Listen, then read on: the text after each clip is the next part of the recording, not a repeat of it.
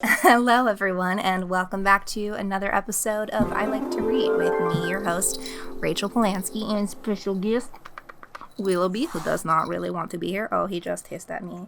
Went to a restaurant for the first time, did sit outside, but I was with two friends, and it just, felt very normal.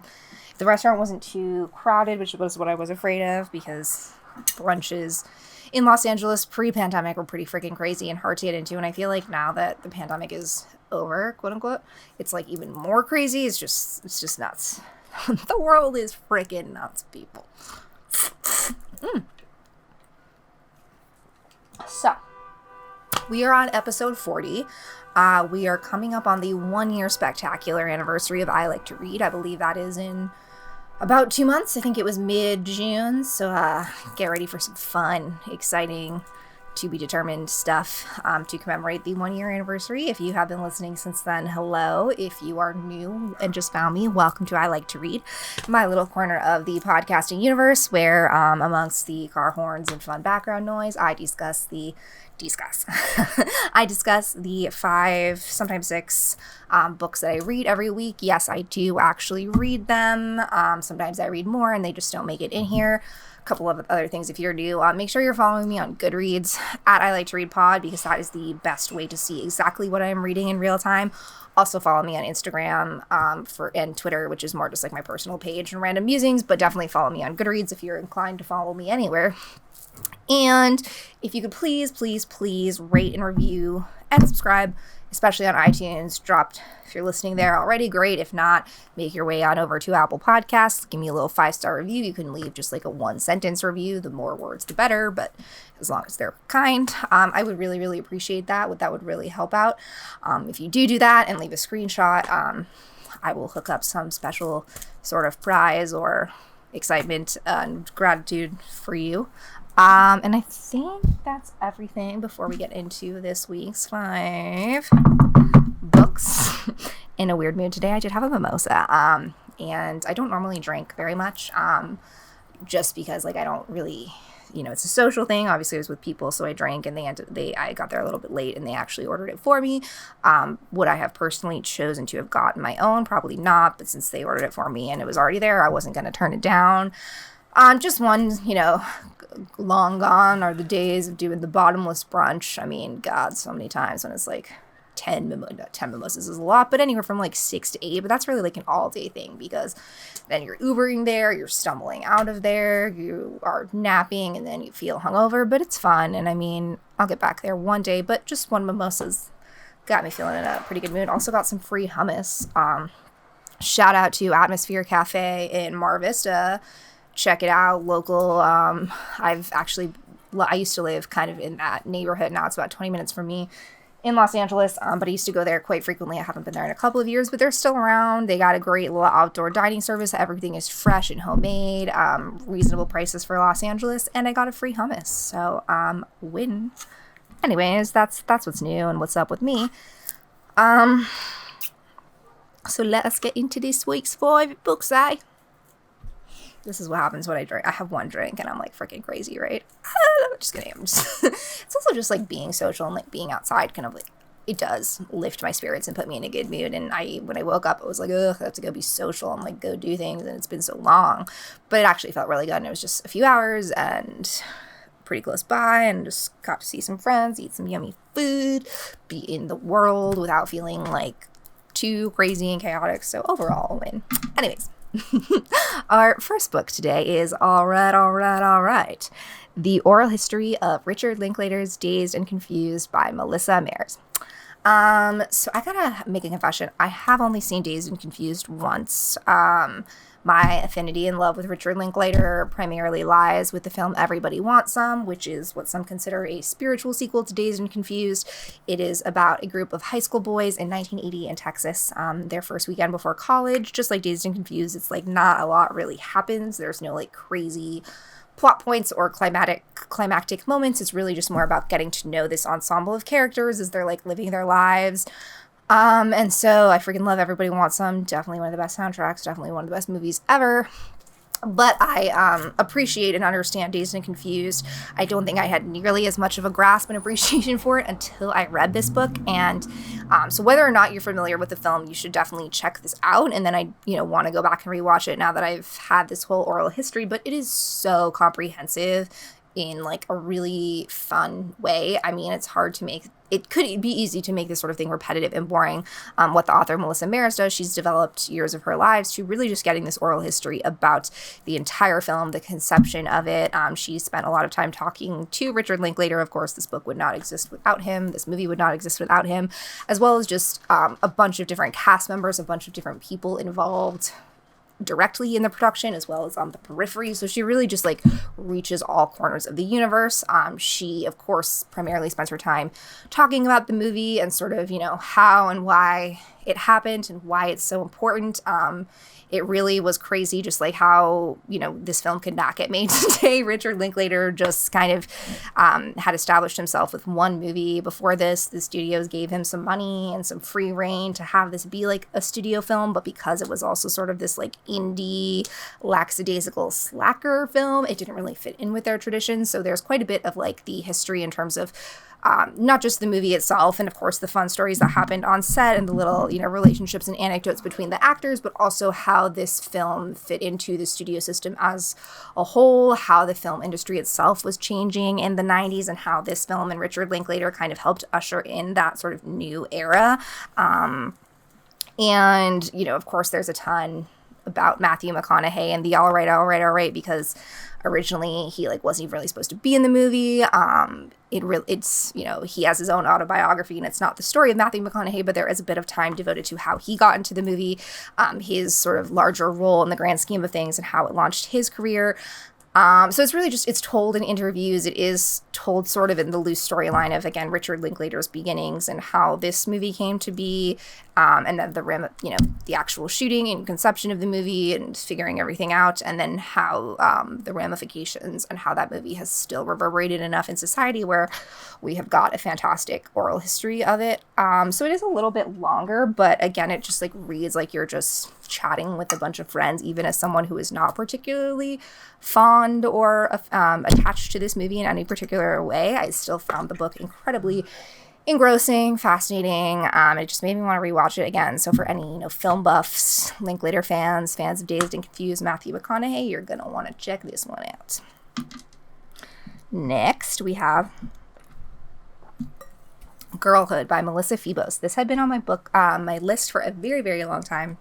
Another longtime author, fave, Melissa Broder, recommended this. Actually, I believe blurbed this. And I read another one of Melissa Febos' books because I was introduced to her from Melissa Broder, Abandon Me, which was another collection of essays. I believe I talked about that in an earlier episode. But Girlhood, it was just another fantastic, the way that Melissa Febos has with words is just like unparalleled. The way that she makes it so seamlessly. It's definitely prose, and it brings up all these fascinating ideas and concepts and things that are just so incredibly relatable. And also like, why didn't I write that? Why didn't I think of that? But like, oh man, like why didn't I? Because she knows exactly how I feel. So Melissa Febos, The Girlhood is a nonfiction exploration and set of stories about Melissa Febos' life and what it means to change and be a girl in society. So it's mostly, I say nonfiction, not memoir, because there are memoir elements. It's her own girlhood and her own personal story is ingrained into this larger narrative about girls in society. There's some scholarly research in it. There's some more anecdotal pieces of her talking to other women. She went through puberty at an extremely young age, at about 11, and I also went through puberty at a younger age. And of course, puberty is traumatic and scary for anybody. Everyone's body's changing, different hormones, but especially when you're so young and one of the first girls to go through puberty, that alienness and sense of unease, especially when you're surrounded by men and you're uncomfortable and you don't have the best guidance or sort of role models in terms of like what your changing body actually means, because you're like losing your control in this weird sense. it's, it's got some more philosophical, larger theories that are sometimes missing, I feel like. I mean, I don't want to say it's a new concept or by any means, sort of to explore girlhood and to explore womanhood. I've, in fact, talked about quite a few different types of novels and memoirs and nonfiction books that explore that topic, but the way that Febos just so is, really ripping herself open and giving us this raw, unfiltered look into a traumatic childhood and a traumatic, sense of self that she carried with her through adulthood. The way that, she didn't prioritize her own happiness and her own beliefs and why that happens, and then the journey that she kind of takes to reclaim herself and to even though she is now a full-grown woman, to reclaim that young girl is something that resonates deeply with me, that I think will really resonate with anyone who reads this. There's also some really cool, wonderful, like niche little illustrations by Forsyth Harmon, who I believe is writing, has her own book, or maybe it's a graphic novel or a memoir, but some sort of piece of literature of her own coming out soon, which I'm super stoked for. So just if you're interested in sort of beautifully written, again, I cannot stress like how gorgeous the words are and just how they really feel like as if they were plucked from my brain, but said, even like say the things I want to say and resonate deeply with me, while also putting some of my own thoughts and feelings into the larger context of girl and womanhood was a wonderful read and definitely very powerful. So check that one out. And next, we have Caul Baby by Morgan Jerkins. So Morgan Jerkins is another friend of the podcast. Welcome back, Morgan. I talked about her nonfiction book, Wandering in Strange Lands, where she explores her ancestry and her roots and does a ton of fascinating research. This is actually her first fiction novel, so I was very excited to read this. I've been following her on Twitter for a while and just love her writing and was excited to see what would happen with this. She did not disappoint. Caul Baby is definitely, it's grounded in reality. It's grounded in Harlem, but it's definitely a little bit removed from the Harlem and the New York City that we know today. That fantastical element is this thing called the caul.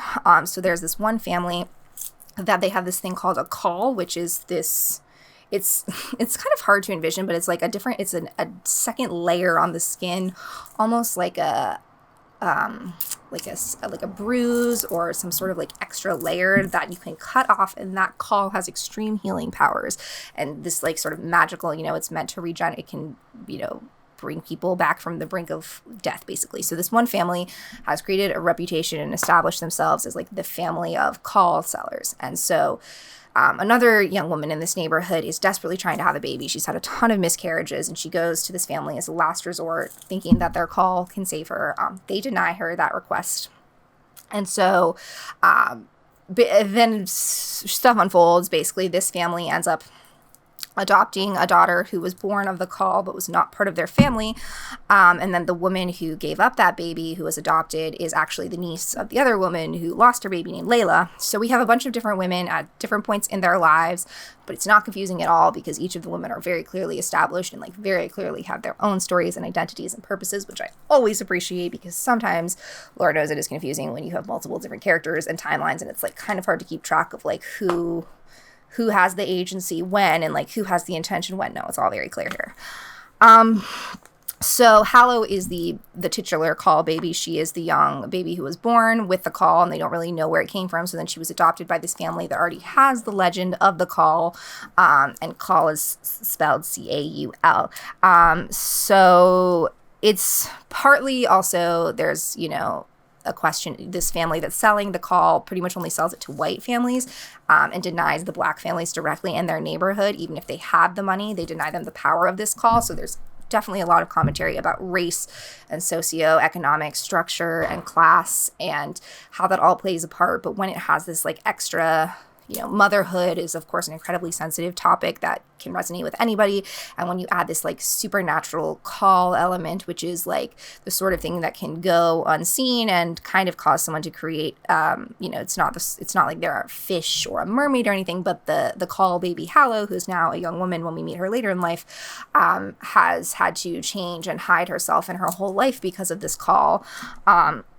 So eventually all of our characters kind of mesh together and meet up, and 3 different ways that I won't get into, but the way that they each have their own journeys and stories that all kind of culminate in the way that Jerkins is just able to talk about family and talk about some of the darkness and the depths of it without it being like a dark novel, with there being some sort of hope and resolution and promise for the future, is just, it read really great, and I'm excited to see what else Morgan Jerkins has coming, whether it's fiction or nonfiction.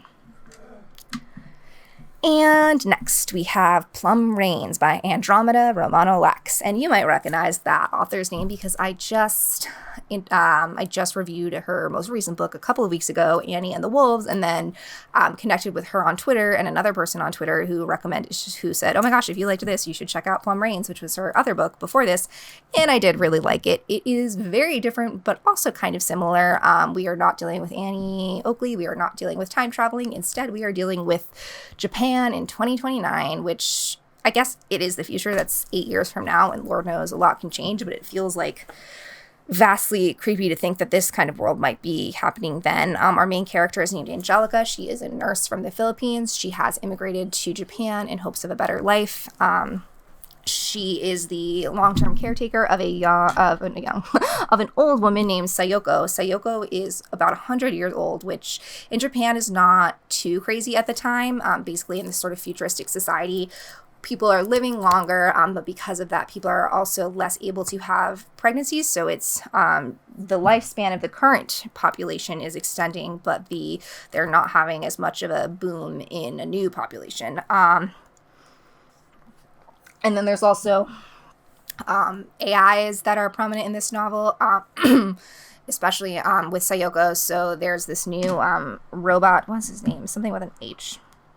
Some new robot that's sort of meant to take Angelica's place, but also is like more of a friend and less than a nurse. And the way that Sayoko develops this bond with this artificial robot is like really weird. So there's, the sort of sci-fi element of can inanimate objects have feelings and form love and attachment, and how do humans, adapt to a world with them, especially depending on your generation. Your need for these inanimate objects will vary and different, and how you absorb and sort of accept that as a fact is different for everybody.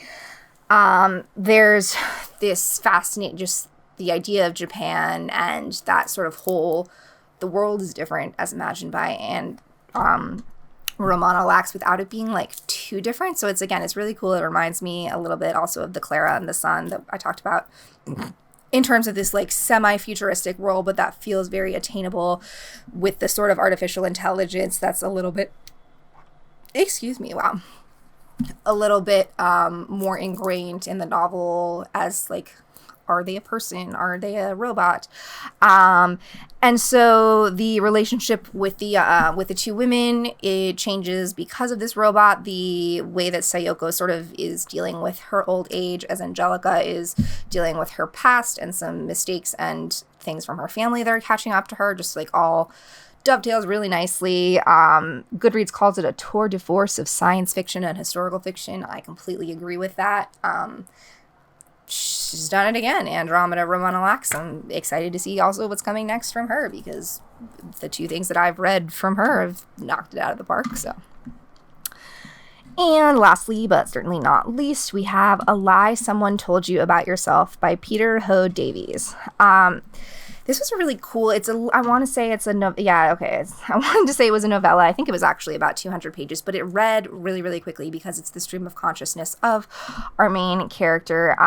It's very spare and sparse. Like, we don't really get to know anybody's names. We don't really get to know many like specific details, but what it traces is so this couple has been trying to have a child. They do get pregnant, but then they make the decision to terminate the baby because it will have some sort of genetic disease or genetic component that will make it uninhabitable for life. So then they have a second baby. They're like, oh my gosh, this is our miracle baby.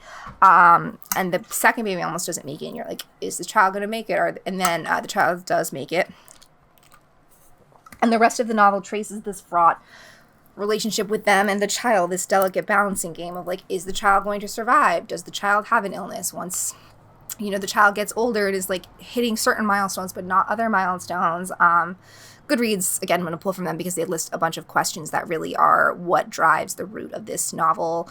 That is incredibly accessible. I've definitely talked a lot about stories about motherhood, both fictional and non-fictional. I don't think we get a ton from the father's perspective, and this one is pretty much from the father's perspective, looking on the mother and his child, and like this sort of wanting the best for your child, but also like, what can I do for them? When does sorrow turn to shame? When does love become labor? When does chance become choice? When does a diagnosis become destiny? And when does fact become fiction? Well, you'll find out some of the answers in this novel. And with that, what else can I say? Have a great rest of your day, night, morning, evening, 3 a.m., whenever you're listening to, watching this. And as always, stay reading. Bye, everyone.